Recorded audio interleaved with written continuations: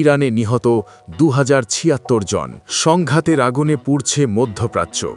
Iran, Israel এবং যুক্তরাষ্ট্র একটি ভয়াবহ যুদ্ধের কেন্দ্রে এখন পুরো অঞ্চল। সর্বশেষ তথ্য অনুযায়ী এই সংঘাতে হতাহতের সংখ্যা ভয়াবহ মাত্রা ছুঁয়েছে। ইরানে নিহত ২০৭৬ জন, আহত ২৬,৫০০+।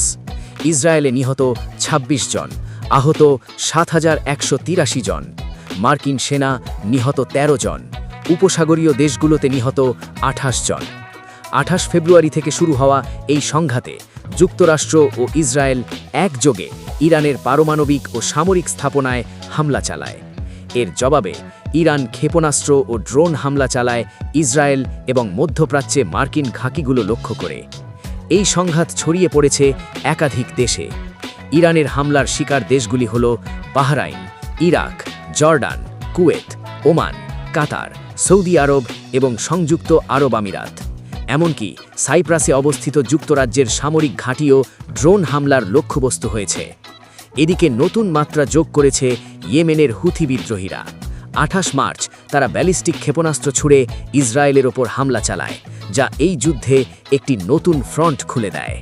ক্ষয়ক্ষতির চিত্র আরও ভয়াবহ। ইরানে নিহতদের মধ্যে নারী ও শিশু রয়েছে শতাধিক। লেবাননে নিহত প্রায় ১৫০০ জন। ইরাকে নিহত ১০৯ জন।